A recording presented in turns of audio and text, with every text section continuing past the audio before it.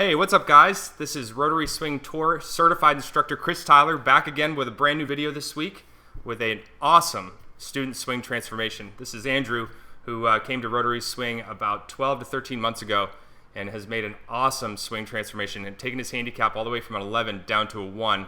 And I'm very happy to report that Andrew just broke par for the first time last month. So big congratulations to him from the entire Rotary Swing team. And I want to spend some time this week talking to you guys about the importance of the unlimited swing review groups. I know a lot of us are getting into those winter months in various parts of the world, and this is absolutely the perfect time to start getting your swing changes in order. And having the unlimited swing review group behind you is a really perfect tool to make sure that you have an instructor with you every step of the way and help you get to the end result. So we're going to be talking about the importance of unlimited swing review groups. I'm going to talk about a little bit of the processes in which we took to correct his golf swing. And that way you guys can get well on your way to building the swing of your dreams and hit the ground running next season and into next year. Let's go ahead and get started.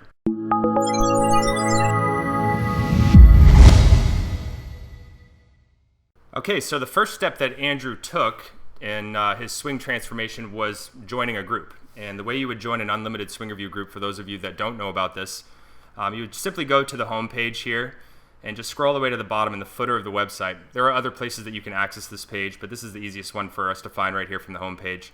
And just click on Unlimited Swing Review Groups. And this is going to take you to the page where you'll have some information about what it entails, and also each of the instructors that have a group here at Rotary Swing. So we have myself, we have Craig Morrow, we have Aaron Manis, we have Stephen Mays. And we have decided to open up quite a few spots in each of these groups for the winter months. Because we know this is the time when people really want to start getting serious about making their swing changes. And this is the perfect time to start really honing in on your body movement. So that was the first step that Andrew took, is coming to this page and signing up for a group. So now you know where it is. So let's go ahead and take a look at step number 2 here in this process. Then we'll start looking at some of the swing corrections here.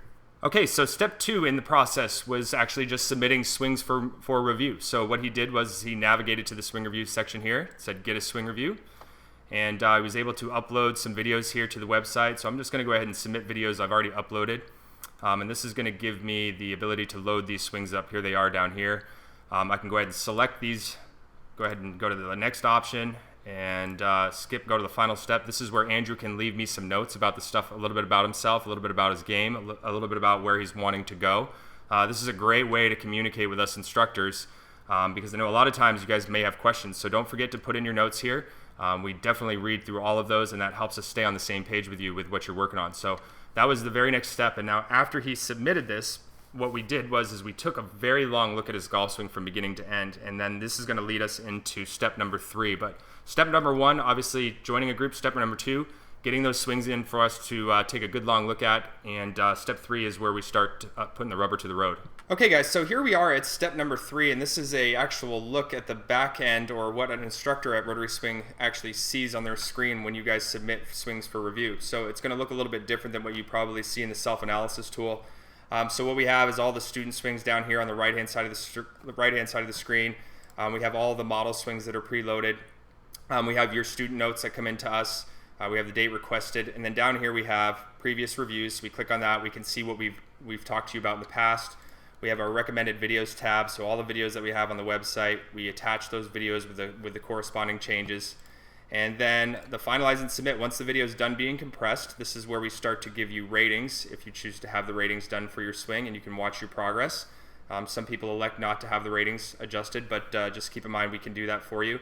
And then also we make sure that we leave notes to ourselves. These are notes that you do not see, but these are notes that we leave to ourselves based off of the stuff that we're working on with you, which is really critical from the instructional standpoint.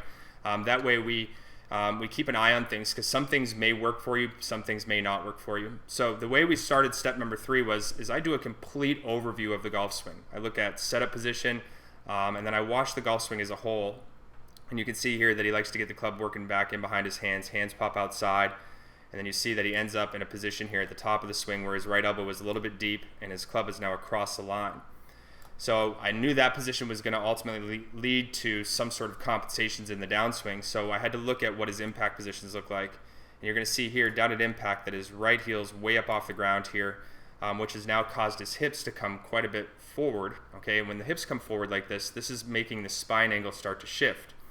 And when your spine angle changes, now you're having to make some sort of compensation with the hands and the arms. Also, as a byproduct of that, you'll see that there's very little space for the hands and arms to pass in front, which is shrinking the radius and making it much harder for us to be able to get the club to have maximum speed down there at the bottom of the swing arc. We want the radius to be as long as possible. So what I did was I went through this entire swing with him on the first swing review and said, okay, here are the areas. Here's what we need to focus on, and this is the process in which we're going to take. So you'll see in the video here towards the end when I start going through the changes with you, there's a little bit of a pause on the down the line video, but that was where we had the club perfectly on plane, working on really getting a good backswing position, keeping the right elbow in line with the body. So we focused on getting the hands and arms into a good spot. We focused on loading his right leg up properly. That was our first step. And we had to make sure that that was done properly with body movements. It was really funny that he would actually send me videos in right from his office. I remember the first couple months I would get videos almost every day from his office. There was like a little glass door or glass meeting room that he would stand out in front of, and he was working on his swing. And a lot of times when we're working on body movements, we're doing it without a club at first, and that's exactly what we condone at Rotary Swing. Is we want to start, we want to own the body movements, and then we want to gradually ramp the speed up. And that's why the unlimited swing reviews are beautiful in that sense, because we can keep you focused on where you're supposed to be spending your time on your reps, how you're supposed to be spending your time, and what you're going to be looking to do as far as ramping things up and getting things up to a full speed environment. So that was step number 3, is we just did a thorough analysis of it, and we really started to lay out the groundwork, and that leads into step number 4, where we start really getting to work on the actual position. So let's go ahead and take a look at that now. All right, so over here at step number 4, now that we've been able to go on step number 3, lay out the processes in which we were going to work through things, because it's really important. I know a lot of people want to try to get ahead of ourselves and, like, let's say, okay, I really want to work on lag and get my downswing in order. But in order for me to get his downswing in order, we had to be able to take the time and get things ingrained up at the top of the swing.